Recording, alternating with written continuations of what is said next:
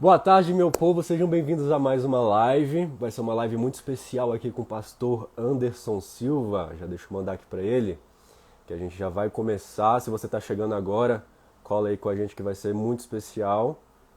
E pronto, já enviei. Se você está assistindo isso gravado, acompanha aí que hoje vai ser incrível. Aqui o pastor já chegou, deixa eu adicionar aqui. Vai dar certo, agora vai.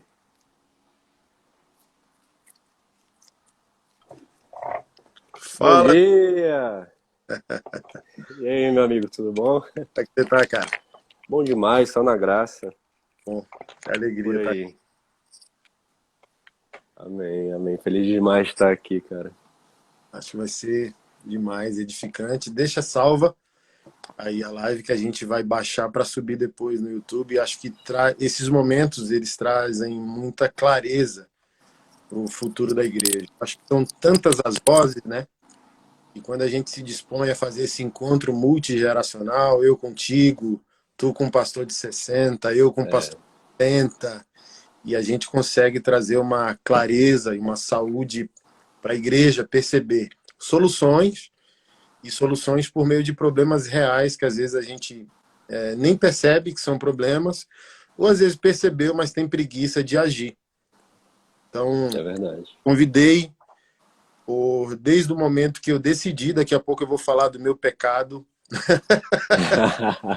Então, assim, quando eu enxerguei o grande potencial numa geração abaixo da minha geração, hoje estou com 40 anos de idade, eu falei bem assim, cara, pô, espetacular, né? Falo muito com o João Paulo sobre isso, assim, para você perceber, às vezes os pastores já estabelecidos menosprezam muito os líderes e os pastores mais novos, como se não fossem bons ou não tivesse formação teológica necessária.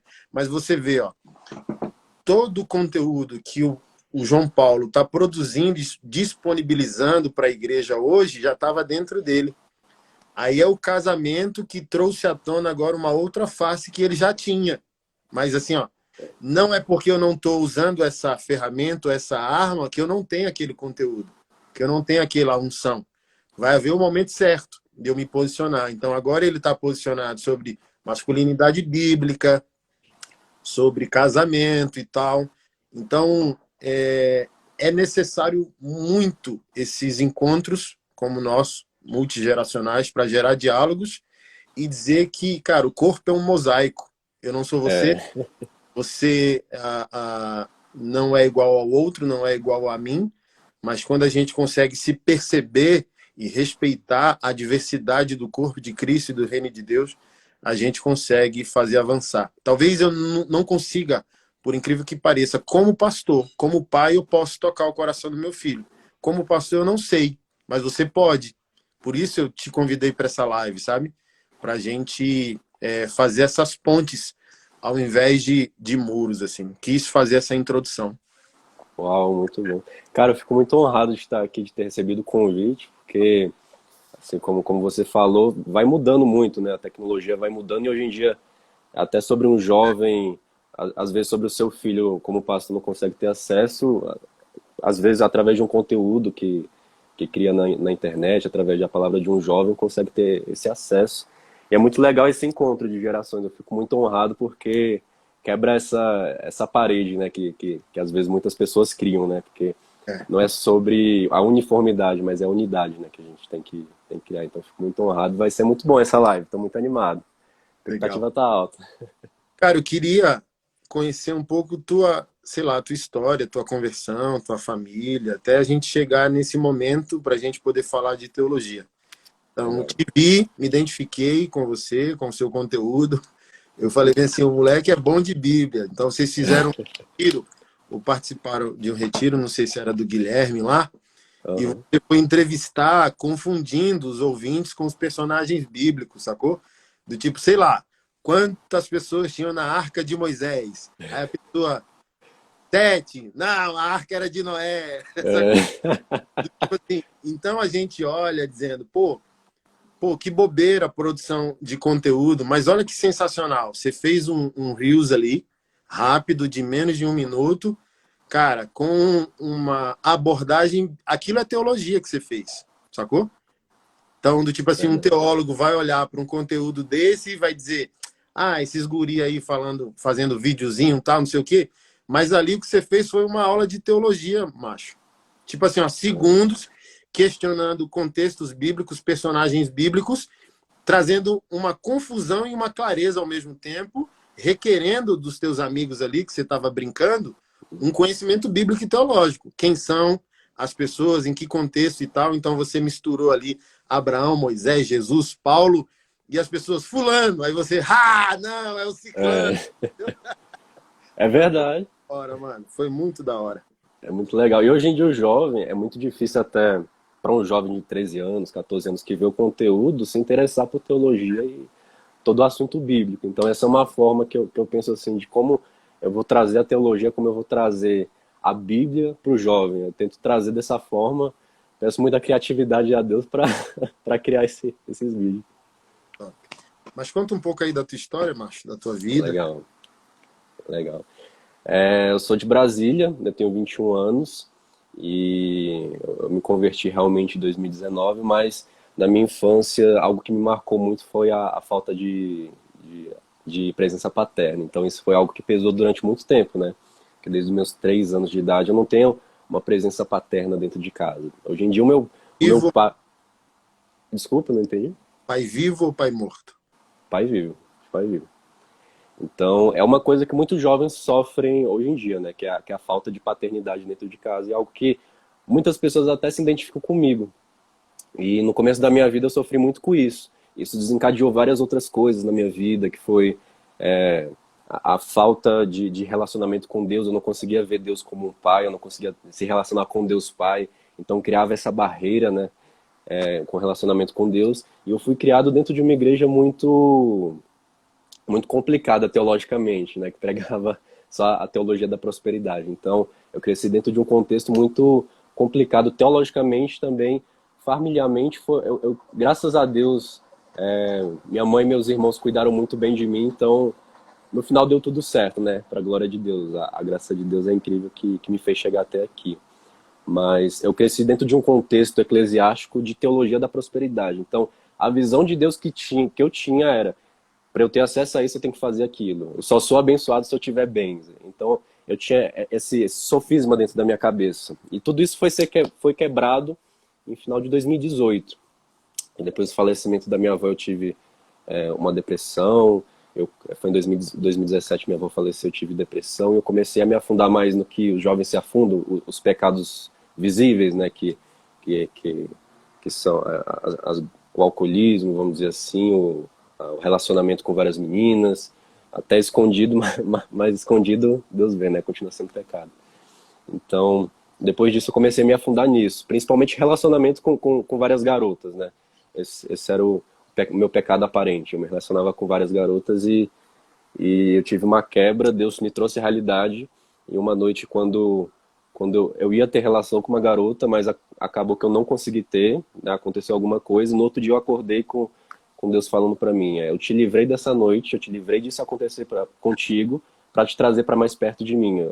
Eu te livrei de algo ruim acontecer com você, eu te preservei para que você conheça a minha graça realmente. A partir desse momento eu comecei a conhecer Deus diretamente. Eu produzo conteúdo desde 2013, desde jovem eu faço coisa para o YouTube, só que fazia coisa secular até começo de 2019. Nesse momento começou a transição do conteúdo secular para o conteúdo cristão, conteúdo bíblico.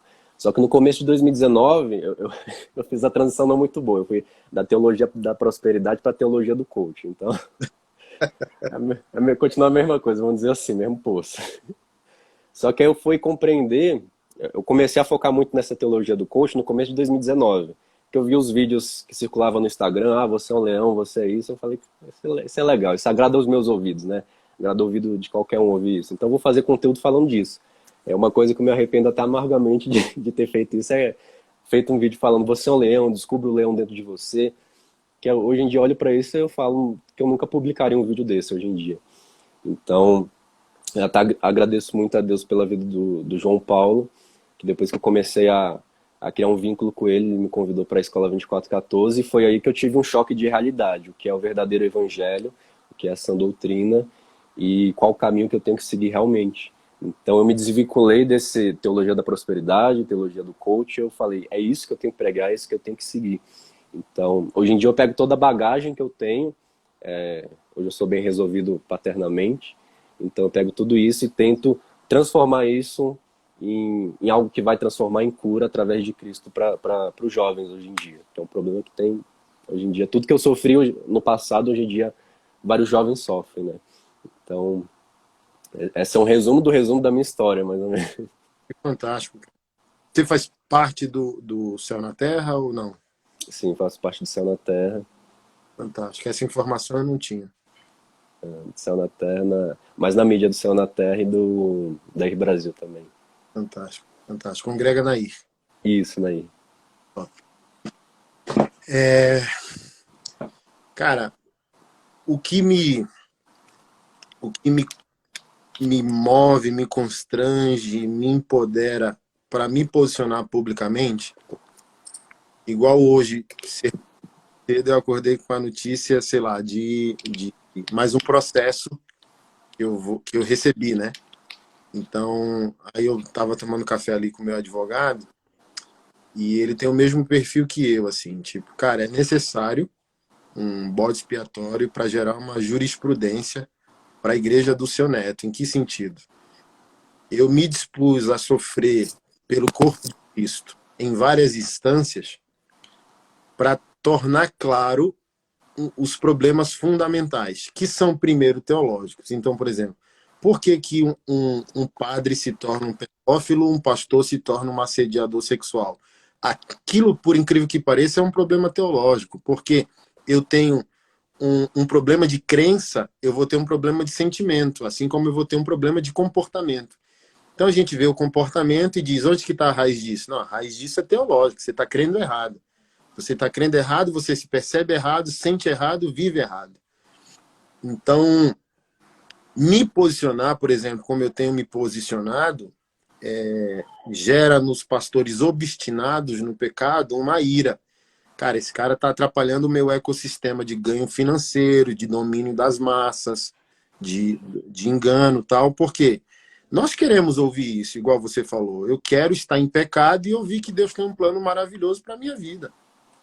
Mas é como o Iago Martins diz, essas falsas teologias, ou teologias rasas, eles são anestésico a um povo obstinado ao inferno. Então, as pessoas recebem uma anestesia de bem-estar, eu quero ir para o culto para me sentir bem.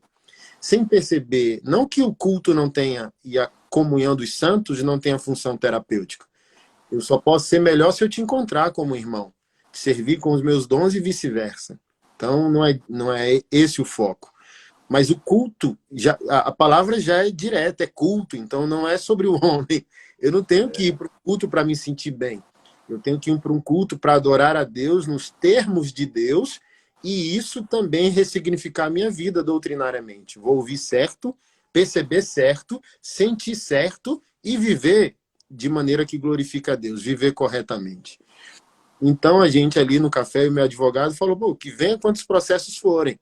Se eu não estiver sendo hostil, violento, grotesco, de fato, literalmente ferindo o ordenamento jurídico, cometendo um crime, estou botando os pingos nos is, o que é uma falsa doutrina. Imagina, um pastor vai processar outro pastor porque está dizendo para a igreja. É uma falsa doutrina. É um falso comportamento.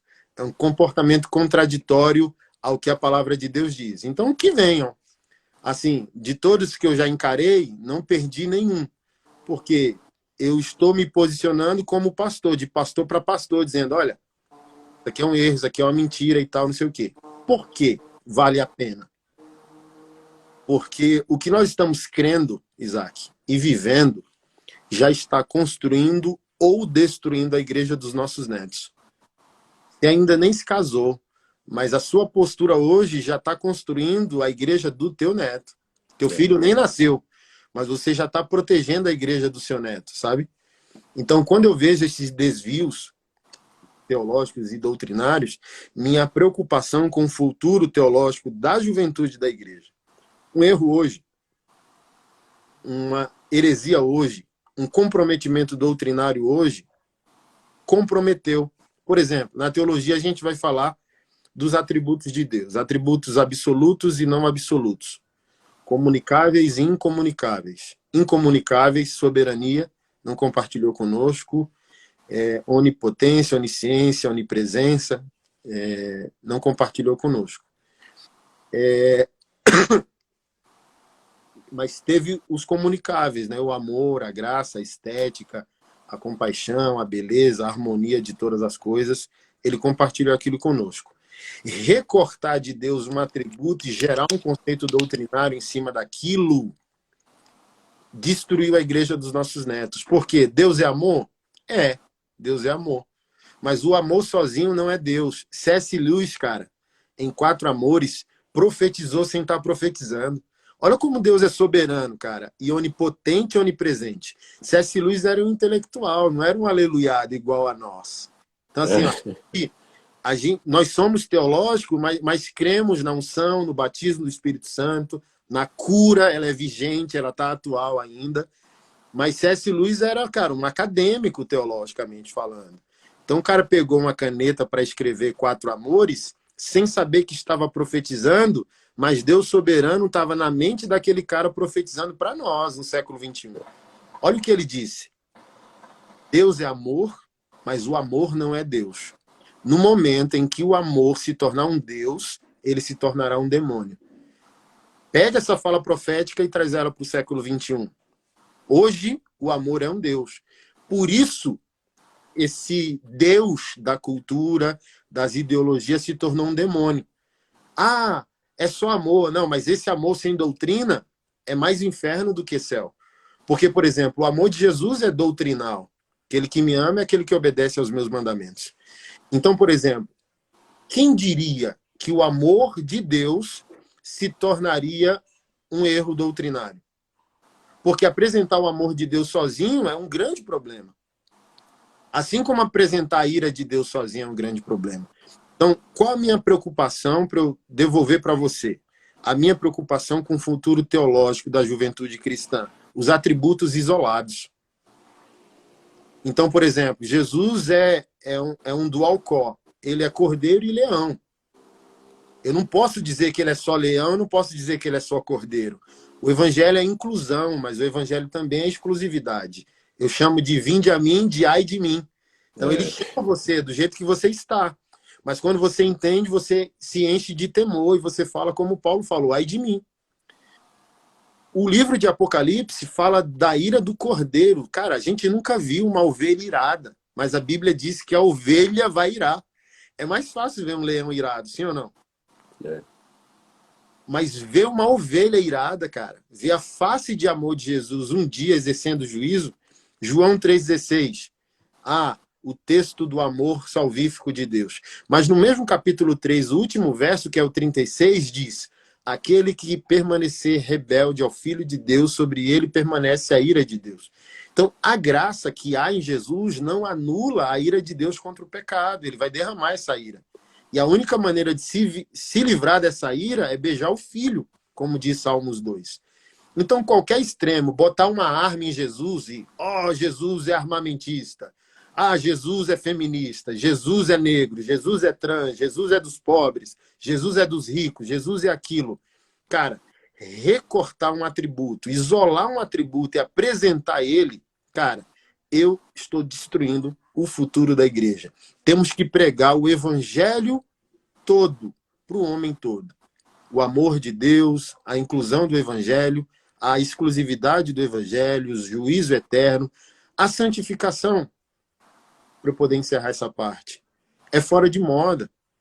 A gente falou, Isaac, tanto de graça nos últimos 3 anos, que a gente criou o não julgueis, o isolacionismo. Olha como é absurdo. Acho que é Mateus 7 que vai falar não julgueis.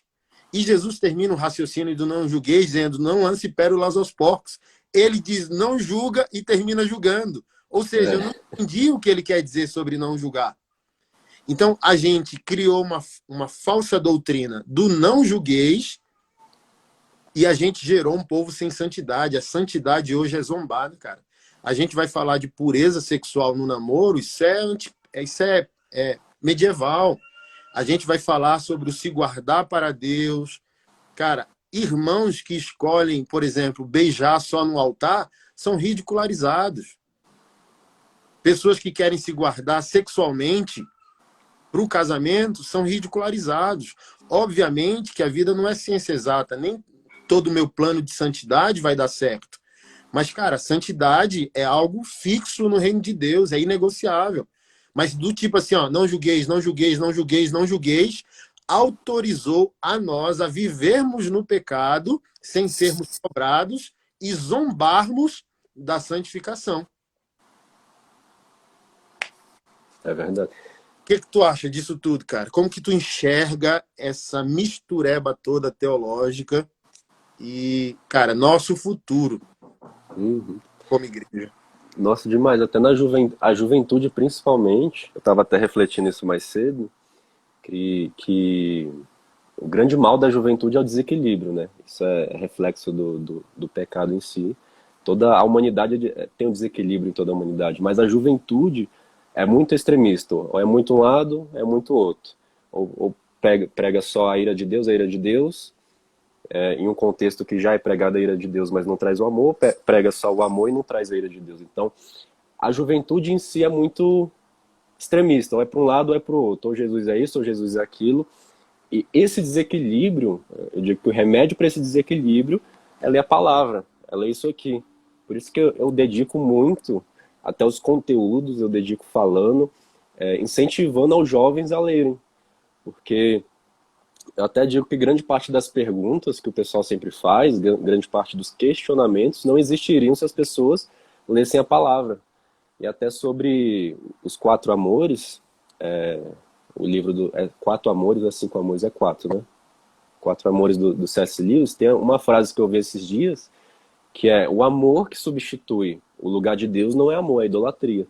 Então, o amor quando substitui o lugar de Deus, quando vira um extremismo, seja o amor, seja a ira de Deus, seja qualquer outra coisa que não esteja em equilíbrio com essa doutrina, é idolatria, para satisfazer o próprio ego. Tem até um livro muito bom do Timothy Keller, que é O Ego Transformado, que esse livro traz essa visão do nosso ego, sobre como tratar isso, porque muitas das vezes esse desequilíbrio é causado até pela própria justificação, a pessoa tentar justificar a si mesma. Por isso, tem até uma coisa que o João até falou ontem, conversando, que porque muitas igrejas que colocam várias regras, tem que vestir isso, tem que fazer isso, e são 1001 regras para você ser salvo. Por que essas igrejas estão cheias?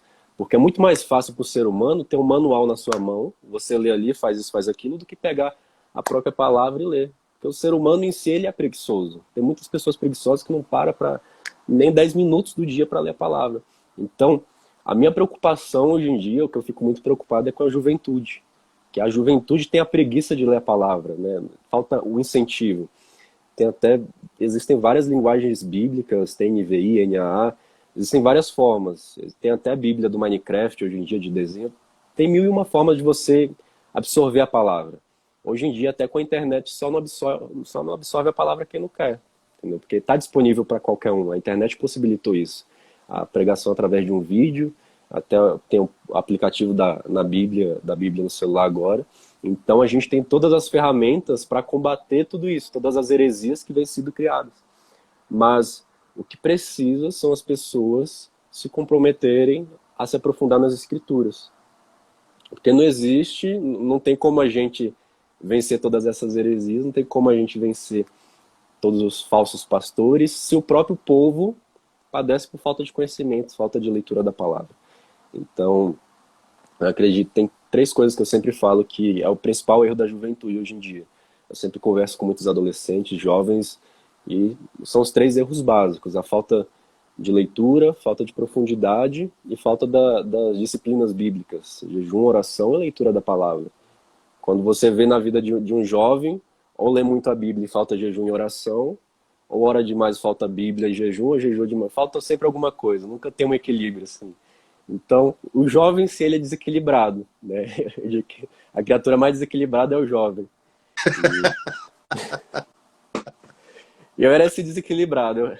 Em 2020 eu era muito. Na oração faltava palavra. Eu fui para a palavra, faltou oração. E hoje em dia a gente tem que equilibrar isso. Porque se não equilibra, acontece o que a gente vê por aí. No TikTok mesmo, a gente vai rodando, tem muito conteúdo ali, muito conteúdo secular, conteúdo promíscuo, tem muito conteúdo horrível. E é isso que tem influenciado muitos jovens hoje em dia.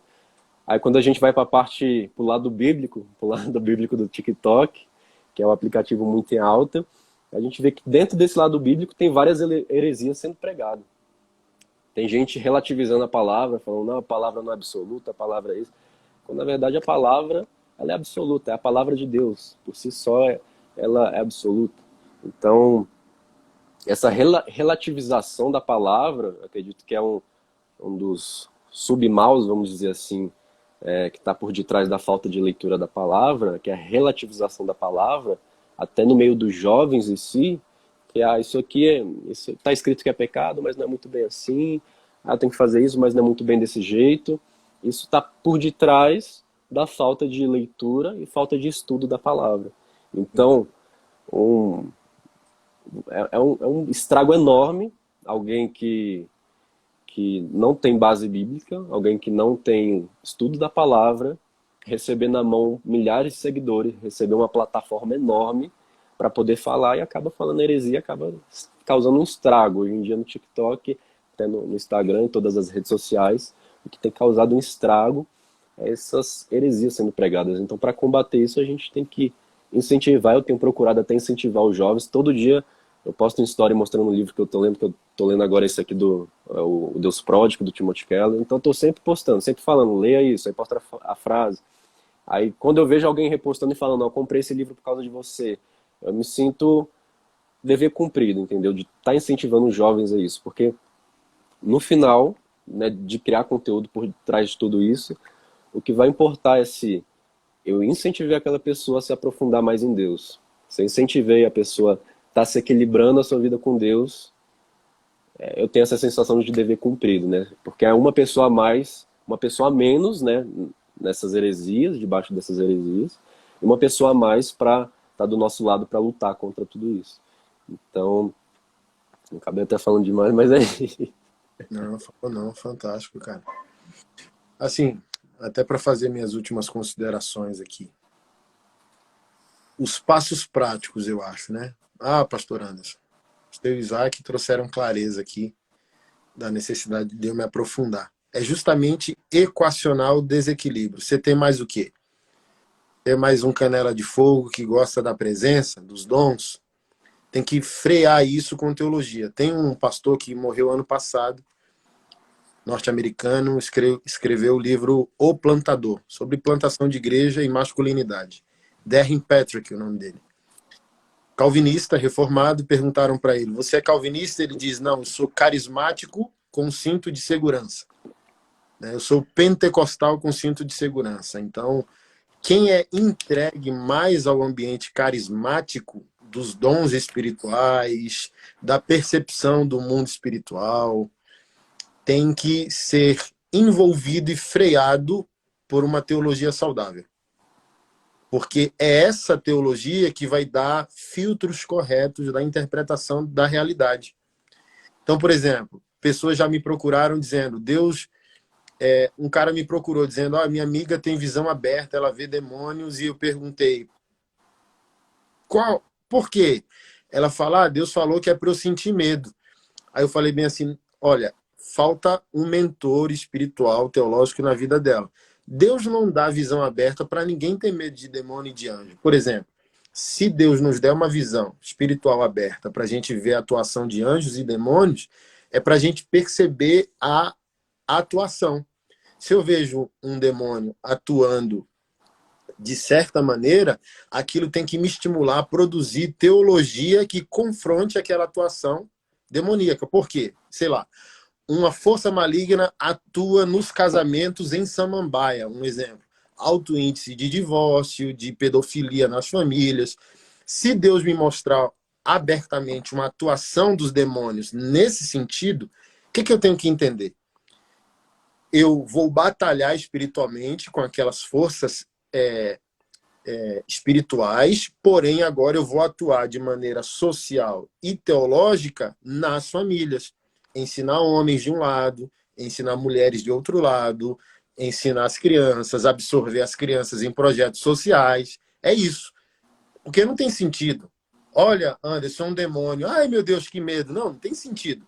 É para eu ver a atuação, ordenar ele em nome de Jesus, na autoridade do nome, do sangue do Senhor, militar contra essa atuação e entender agora como eu devo atuar para que aquelas forças espirituais percam sua relevância. Então, o oposto disso também é verdade. Você tem muita Bíblia e muita teologia, mas não entende que o problema material, o casal está brigando. Antes da briga do casal, tem uma batalha espiritual. E o cara extremamente teológico, ele não tem percepção que a realidade ela é espiritual. E a gente tem que fazer isso. Assim, se a gente conseguir, nessa live, transmitir para vocês essa responsabilidade, quem é mais do dom, corra para aprender teologia. Quem tem teologia, humildade, porque o saber ensoberbece, e intimidade com Deus, dons, serviço, a comunidade, a igreja local, por aí vai. E aqui eu vou dar um exemplo.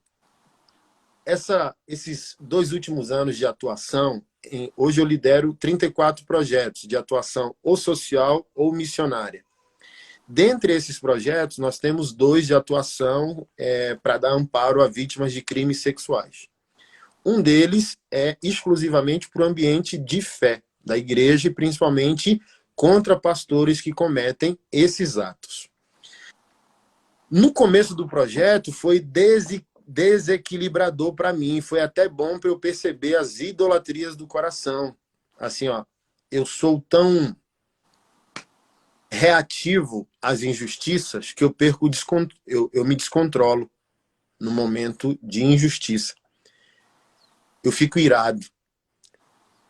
E os pastores, para criarem uma narrativa pública que eu sou um cara nervoso, que eu sou um bolsominion armado, que eu sou um cara sem fruto do Espírito Santo, eles tiraram uma foto da minha ira e emolduraram e apresentaram para a igreja. Olha, o pastor Anderson é um cara desequilibrado.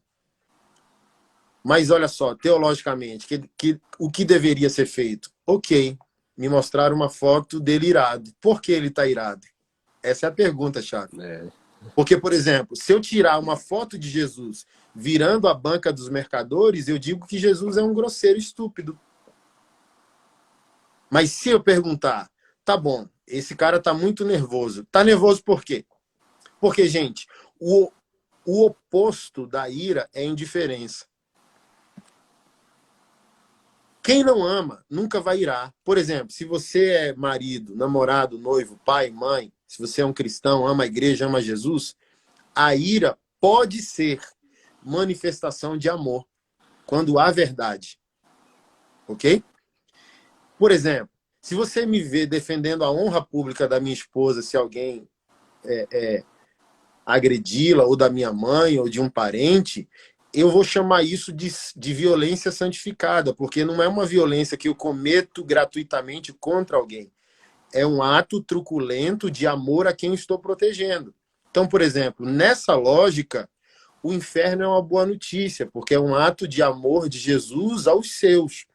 Então, se Jesus nos ama, ele tem que estar irado. Por quê? Porque o pecado desfigurou a sua obra-prima. Lá em Gênesis 1, 30 e 31, está escrito por Moisés. E Deus viu que tudo aquilo que ele fez era muito bom. Eu chamo isso, Isaac, de polaroide de Deus. Por que Deus deixa 99 ovelhas e vai atrás de uma? Porque Deus, Isaac, é o único que tem a sua foto polaroide. Ele sabe, ó, tô até arrepiado aqui, só de... Me emociono com isso, cara. Deus é a única pessoa que sabe qual é a nossa condição existencial sem a interferência do pecado. Deus é o único que sabe quão perfeito seria o Isaac, quão maravilhosa seria a sua existência. Então, tenta, Isaac, se mensurar, fechar os olhos e tentar se perceber sem Adão, sem o pecado. quem você seria, o que você teria, o que você poderia, como seria a sua vida, a sua família, a nossa sociedade, Brasília, se Adão não tivesse pecado. Então, a ira de Jesus não é uma ira gratuita, é uma ira consequente do estrago da sua obra-prima. Por que que Jesus vai derramar a sua ira no final? Porque o oposto dessa ira é a indiferença. Cara, eu não estou nem aí para nada, então deixa do jeito que está. Não, mas Jesus ama tanto que ele providenciou o inferno como a morte da morte, a morte do mal, a morte do pecado. E quem estiver nesse DNA vai para o inferno lá. E Jesus protegeu a família. Então, a ira não é algo negativo, como eles estão falando. Pelo contrário, é amor. É expressão verdadeira de amor. Porque se eu amo, eu me comprometo. Se eu amo, eu brigo. Enquanto nós estivermos brigando como igreja, é porque nós amamos a igreja. A igreja é a nossa casa, a nossa família. O que seríamos sem a igreja, cara? Não é apenas quem somos sem Jesus. É quem somos sem a igreja. Eu amo a igreja.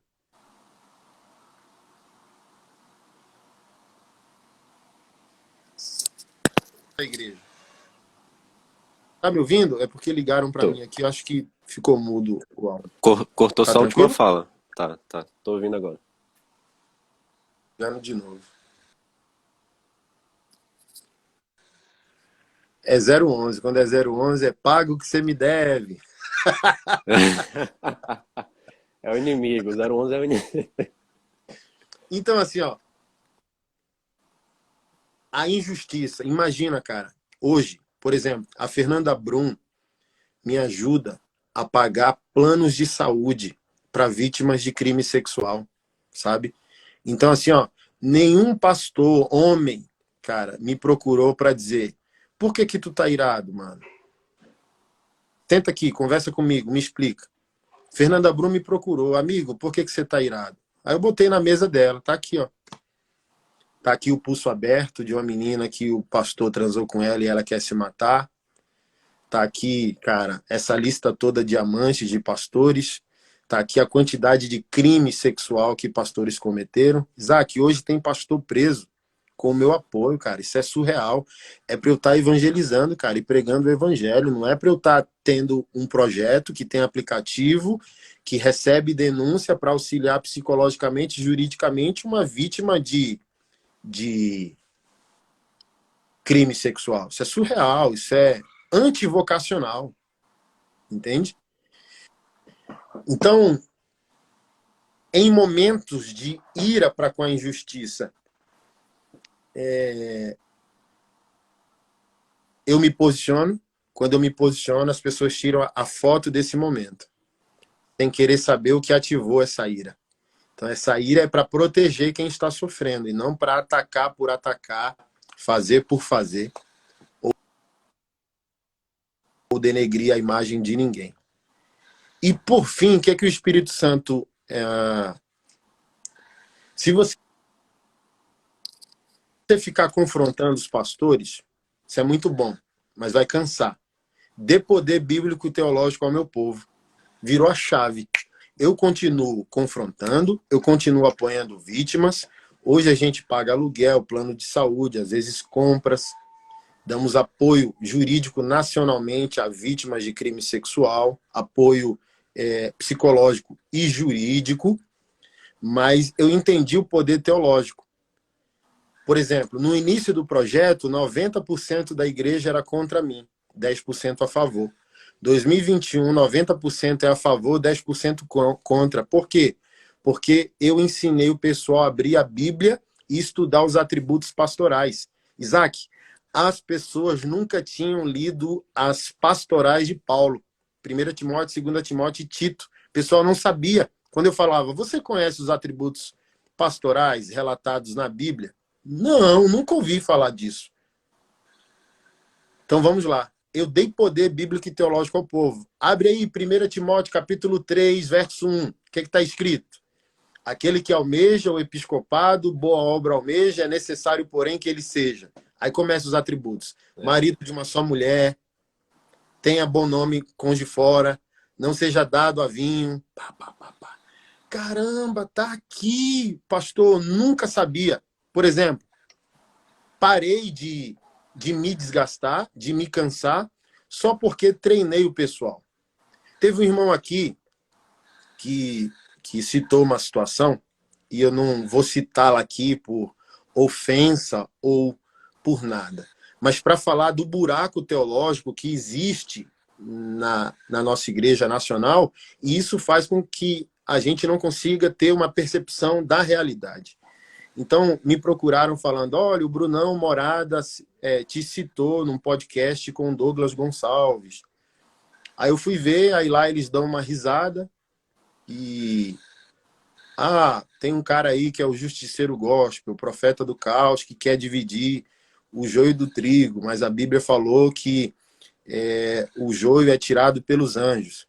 Gente, Mateus 18, Jesus manda passar por um processo de disciplina. Vai até o teu irmão, se ele não ouviu, vai com 2 testemunhas, se ele não ouviu, expõe a igreja, se ele não ouviu, considera gentil publicano. Paulo, 1 Coríntios, capítulo 5, diz que se alguém se diz irmão, for beberrão, for avarento, for imoral sexual, eu não devo comer uma refeição com ele. João, o apóstolo do amor, na primeira carta, dizendo, se alguém não traz em si a doutrina de Cristo, não saúde e não receba na sua casa, senão você participa das suas obras más. Paulo deu nome a pessoas, Paulo diz, reprovai publicamente as obras infrutuosas das trevas e não imponha precipitadamente a mão na cabeça de ninguém para não se fazer participante dos seus pecados. Então, o pessoal, o que eu estou querendo dizer com isso? Gente, uma teologia parcial gera cristãos parciais. Então, vamos lá. O que eu espero de ti, Isaac? O que eu espero do João? Quando eu olho hoje para o João, eu me emociono e digo, cara, o futuro da igreja está protegido. A minha esposa manda as postagens, né? Porque nem sempre eu vejo. Ó, o João ativou o pastorzão, tá? Metendo cajado nos homens do casamento. Porque é todo um ecossistema, não é só um fragmento da teologia. Tem que ser a teologia toda.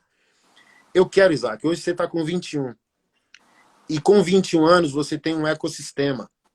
Mas na pegada que você está, se você não trair o evangelho bíblica e doutrinariamente, aos 40 anos você vai ser o pastorzão, o reverendo com a camisa para dentro.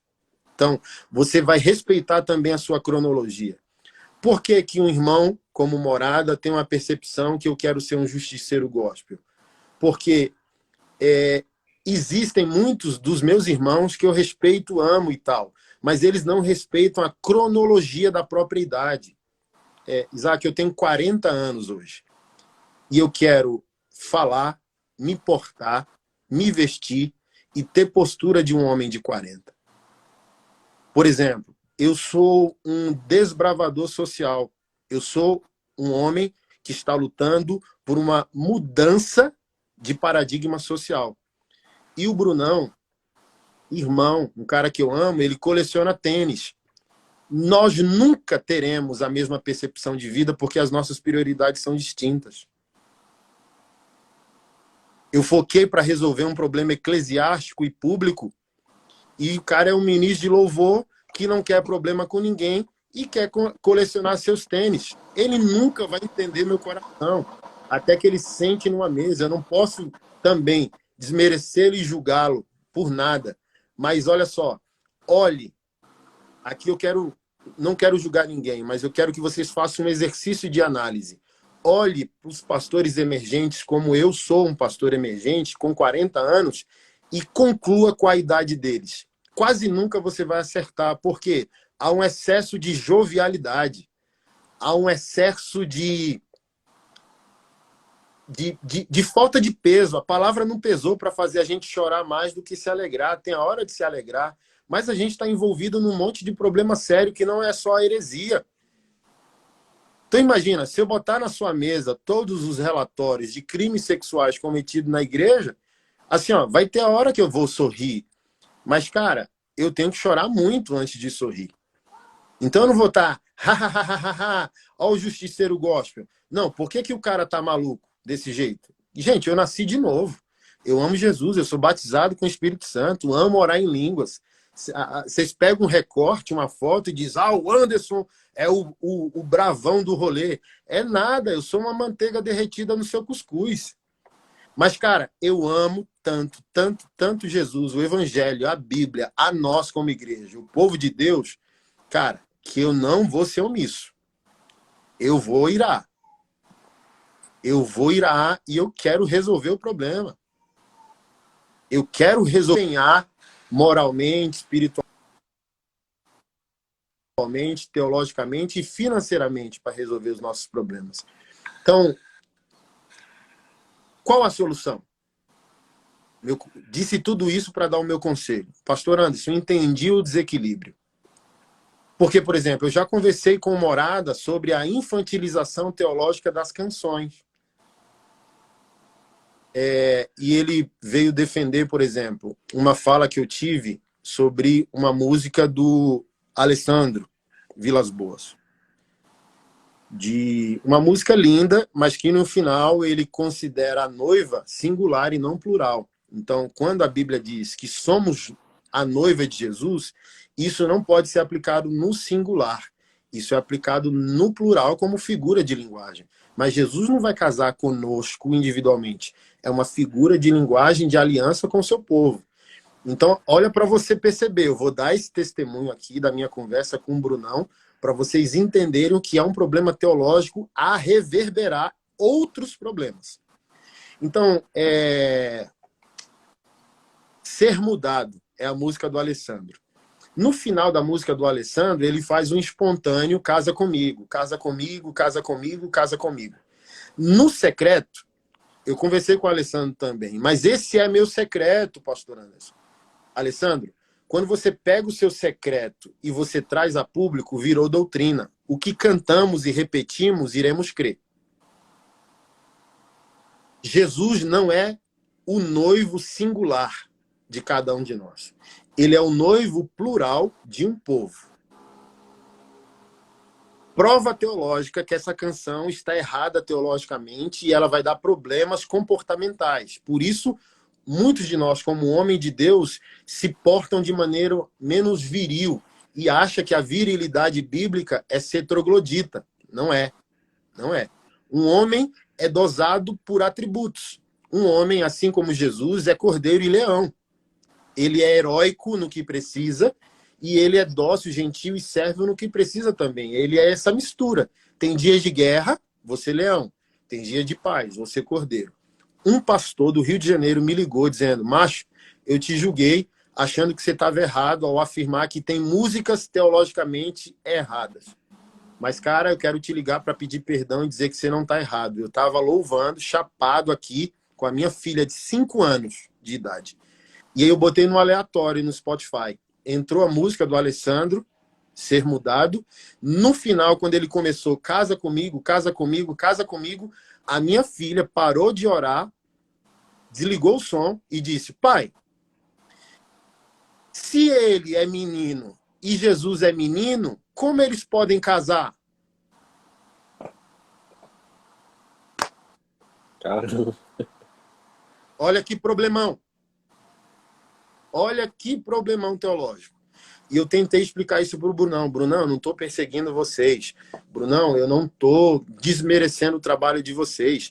Assim como você pode questionar a minha doutrina, Anderson, aquela pregação sua foi equivocada doutrinariamente. Eu tenho que, como membro do corpo, ser humilde para ouvir. Sejam humildes para ouvir, cara. Tá errado.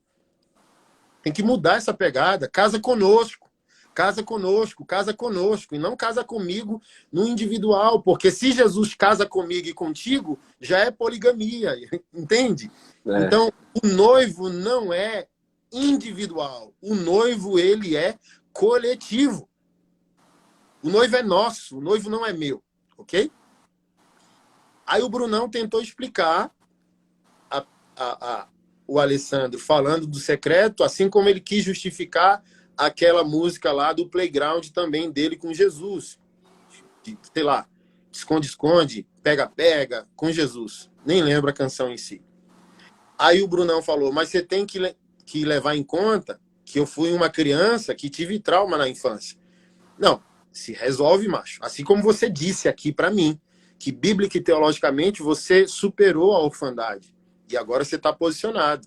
Outra coisa agora é você criar uma linha teológica que justifique sua orfandade. Então, essa geração sem teologia e Bíblia, quando ela vai para Deus, ela quer fazer Deus a recompensa do pai emocional que eles não tiveram.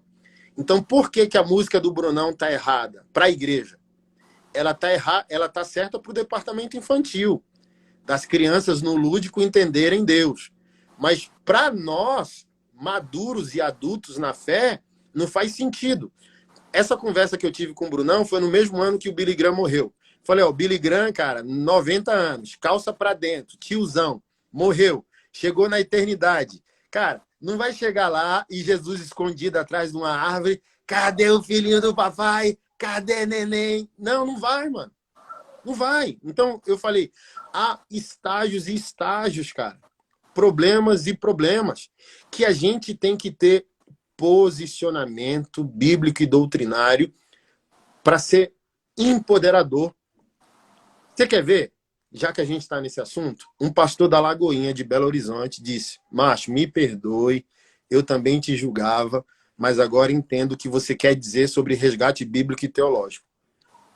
Outra música do Morada, para onde eu irei se só tu tens as palavras de vida eterna, queimei os navios, os barcos, não há retorno. Ele disse, a gente estava lá numa confra na Lagoinha. Quando eu olhei para a plateia, tinha um senhor, cabelo branco, 60 anos de idade, abraçando a si mesmo, chorando. Eu falei, caramba, o Anderson não está errado. Essa música é linda. E ela fala ao coração de alguns.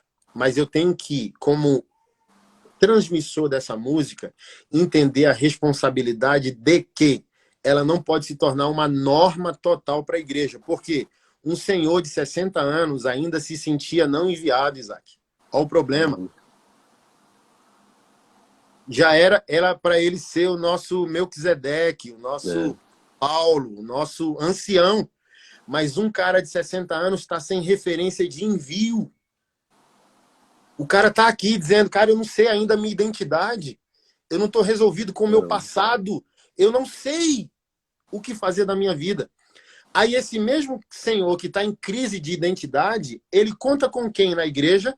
Se os pastores com 40 se vestem, se portam e falam como adolescentes. Porque é para eu olhar para esses irmãos aos 40 e reconhecê-los nos 40, posicionados e produzindo.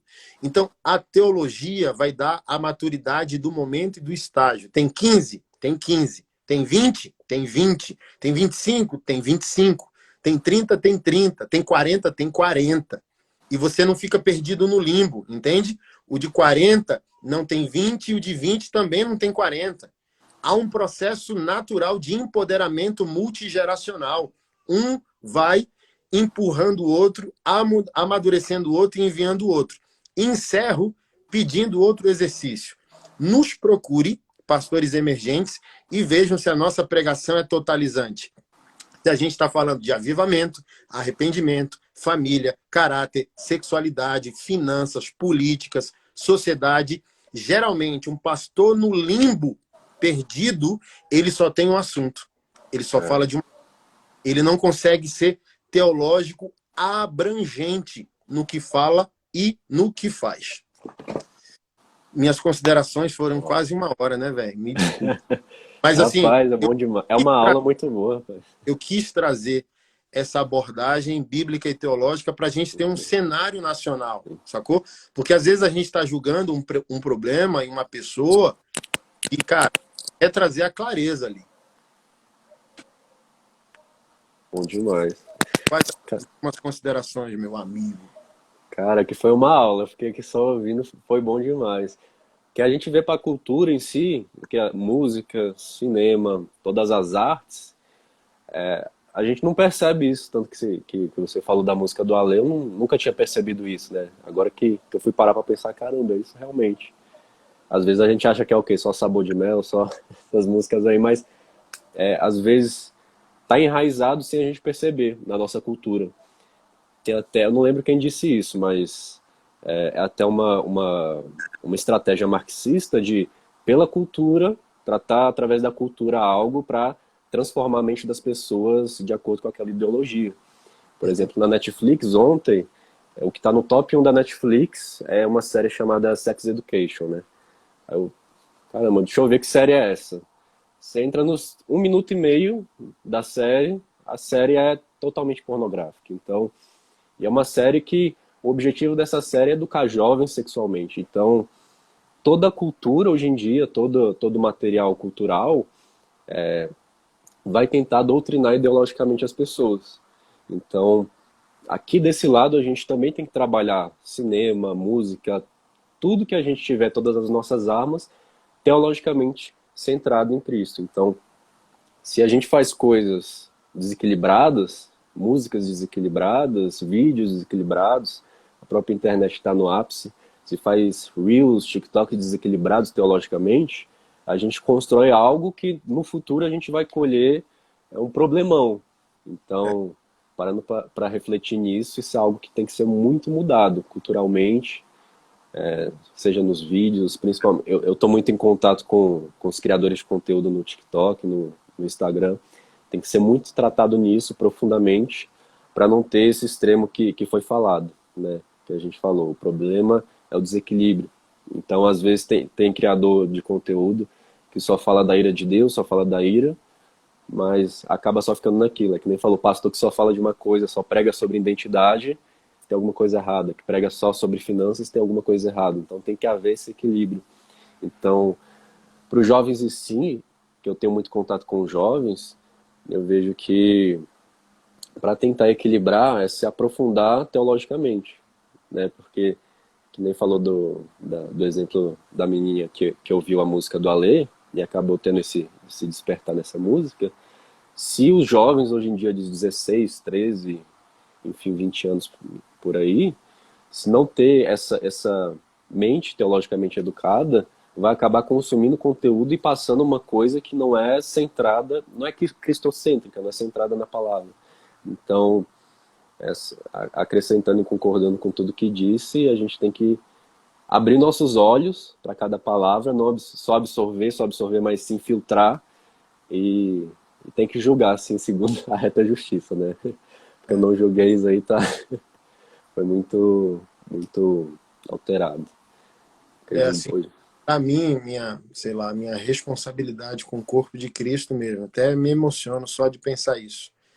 Eu quero o resgate do tempo onde quem se firmou influencia, cara. Por exemplo, Céu na Terra, ó, pra você ter ideia, vou vontade de chorar, brother. Ninguém quase sabe isso, mas há 20 anos, quem estava fazendo o que vocês fazem hoje era eu em Brasília. Eu reunia em Brasília, nas ruas de Brasília, nas praças de Brasília, há 20 anos atrás, 200 pessoas. Hoje vocês reúnem milhares, 2.000, sacou? 3.000 pessoas e numa abrangência. Olha o que é o reino de Deus. Há 20 anos eu era vocês. Aí vai chegar uma hora que Deus vai falar para vocês, para muitos de vocês, acabou. Agora você vai botar um terno, vai colocar a camisa para dentro e vai virar presbítero. Cara, que... Cara, é esse o ciclo bíblico e teológico que a gente tem que respeitar. Então, cara, eu tava lá nas ruas evangelizando, curando, quantas experiências sobrenaturais eu tive. E chegou a hora que o Senhor disse, vai casar, vai ter filhos, vai ser pastor de uma igreja local, mas, Senhor, e as ruas? Elas não podem ficar vazias. Fique tranquilo, daqui a alguns anos eu vou levantar um cara chamado João Paulo e ele vai liderar um novo exército, sabe?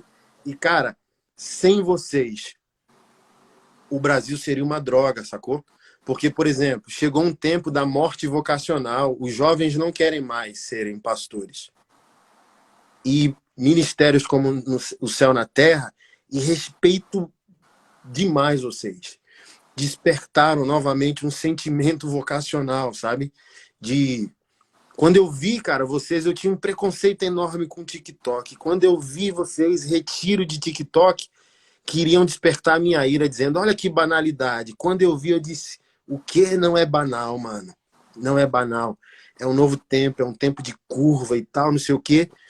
Cara, e vocês foram treinados de maneira vocacional a ocuparem essa mesa de trabalho. Quantos pastores que ainda não receberam a unção na cabeça, já nasceram no céu na terra?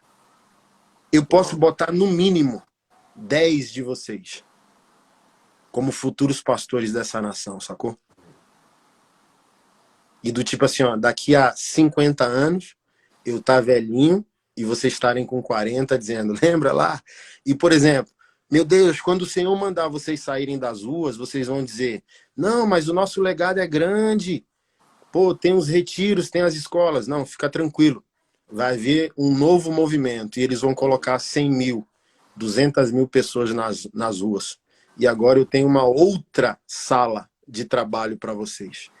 Cara, e é isso que tem que estar no nosso coração, respeitar os ciclos bíblicos e teológicos e não criar ídolos, sabe, do coração, ídolos ministeriais. Não, o reino de Deus é organizado por Deus e tem a hora que Deus vai fazer a transição, sacou? É verdade. Quem imagina vocês estimulados à vocação pastoral, estimulados à família como vocês estão? A nação está protegida, mano. Se 10 de vocês, eu estou jogando baixo, mas se 100 de vocês, 200, 300, receberem poder para serem líderes, receberem poder para serem maridos e esposas, você tá louco. É. Assim, ó, uma década a gente vira o jogo, bíblica e Amém. teológica. Então a gente tem que refazer esse diálogo multigeracional. O velho, ancião, o meio lá, meio cá, que eu sou, vocês que são jovens do rolê, cara, a gente começar a perceber a mesa de trabalho de cada um e começar a se dar as mãos. Por exemplo, se tivesse 10 pastores comigo, eu não estaria irado. Mas, por exemplo, se eu der a mão para vocês, vocês vão receber poder para serem melhor que eu. E se aquele velhão de 60 que já tem também o dinheiro das missões está com ele? Às vezes o ministério dele tem milhões na poupança e ele deveria dar para vocês, mano, fazerem o negócio acontecer, sacou? Não há um diálogo multigeracional. O novo não crê no velho, o velho não crê no novo, ninguém crê em ninguém, cada um segue sua própria lógica e o reino de Deus perde. Então, cara, obrigado por esse momento. Acredito que não foi uma live, foi um culto. Uau, foi sim. Desculpa os desabafos, mas eu quis trazer clareza teológica mostrando o meu próprio coração.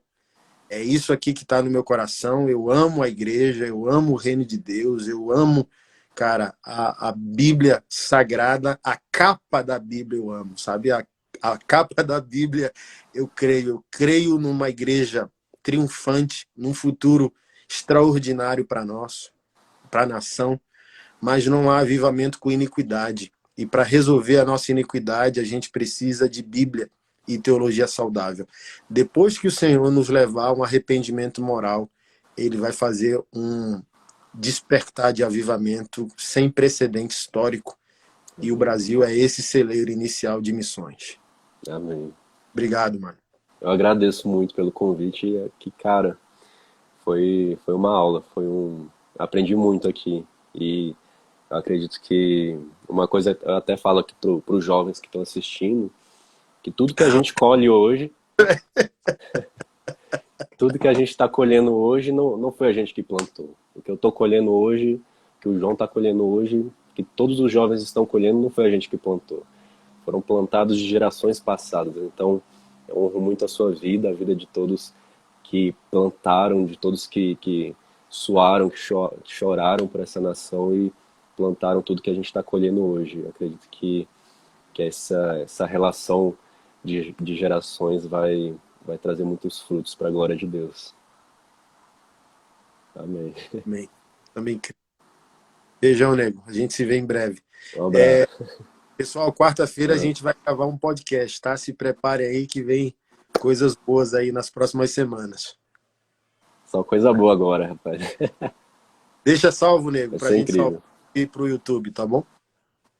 Beleza, vou salvar aqui, eu te envio. Tá bom. Beijo, galera. A gente se vê. Tchau, galera. Tchau, tchau, abraço.